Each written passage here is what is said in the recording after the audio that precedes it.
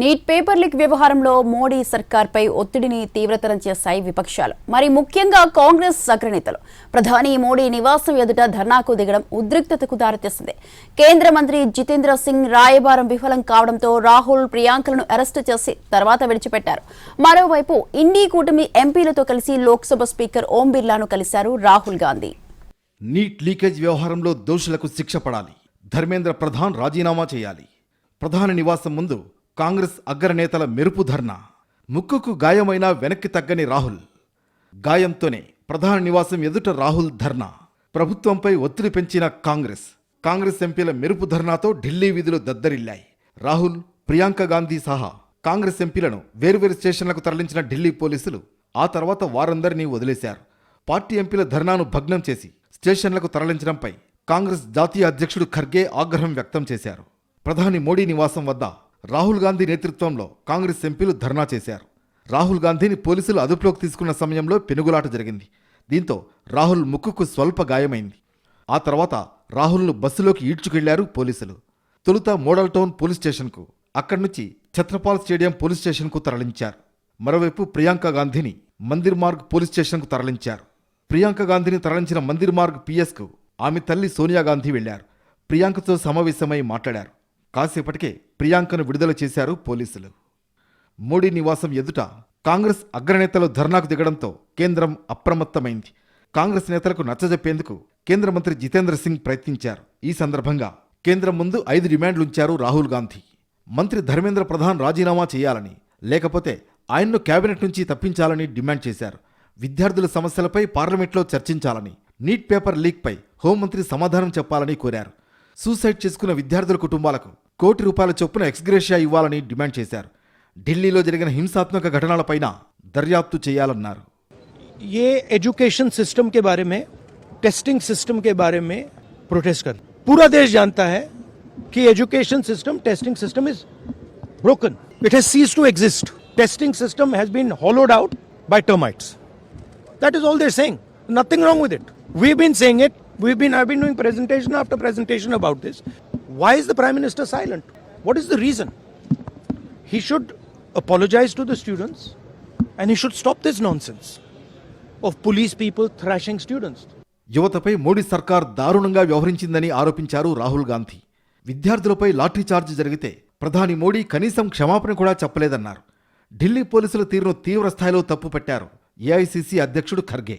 యువతపై దౌర్జన్యం చేసేందుకే ప్రభుత్వం ఉందా అని ప్రశ్నించారు. నీట్ ప్రశ్నపత్రాల లీక్తో యువత నష్టపోయిందన్నారు ప్రియాంక గాంధీ. सीजेपी आंदोलन न्यायमैंदे अन्नारू. तो हमारे बच्चे, हमारे युवा हैं, हमारे देश के भविष्य हैं, उनकी बात सुनने में क्या हर्ज थी? वो एक जेन्युइन इशू को लेके प्रोटेस्ट कर रहे हैं. वो जो उनके साथ हो रहा है वो उसका दुख लेकर, गुस्सा लेकर प्रोटेस्ट कर रहे हैं. तो जो उनके रिप्रेजेंटेटिव्स हैं, हम सारे, हमारी जिम्मेदारी बनती है कि उनकी आवाज हम ऊंची करें और उनकी आवाज हम बुलंद करें और उनके सपोर्ट में हम खड़े हैं, क्योंकि उनके साथ जो कल हुआ वो एकदम गलत हुआ.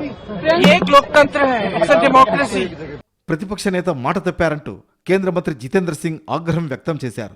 నీట్పై పార్లమెంట్లో చర్చ చేపట్టేందుకు అంగీకరిస్తే వెంటనే ధర్నా విరమిస్తానని చెప్పారని, కానీ ఆ తర్వాత ధర్మేంద్ర ప్రధాన్ రాజీనామా సహా పలు డిమాండ్లు చేశారని ఆరోపించారు. కొత్తగా డిమాండ్లు చేయడం తగదన్నారు. I could assure Rahul Gandhi ji that government is ready to have a detailed discussion on NEET related agitation, protest, also on all the other issues related to NEET.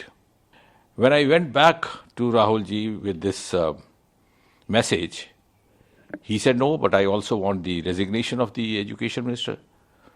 Then I politely tried to submit before him. I said, look here, this is not done. Now, this is not a gentlemanly behavior, because just a few minutes back you told me that if I got the assurance from the government that they were ready for a debate in parliament on the NEET and the education-related issues. మరోవైపు ఇండి కూటమి ఎంపీలతో కలిసి Lok Sabha speaker ఓం బిర్లాను కలిశారు రాహుల్ గాంధీ.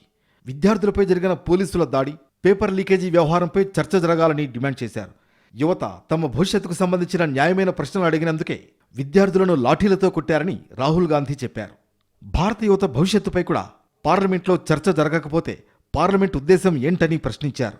విద్యార్థుల ఆవేదనను వీధుల్లోనూ పార్లమెంట్లోనూ బలంగా వినిపించేలా పోరాటం చేస్తామన్నారు. This morning I went and met the Speaker of the Lok Sabha and I said to him that it was important that we be allowed to debate what happened to the students the day before.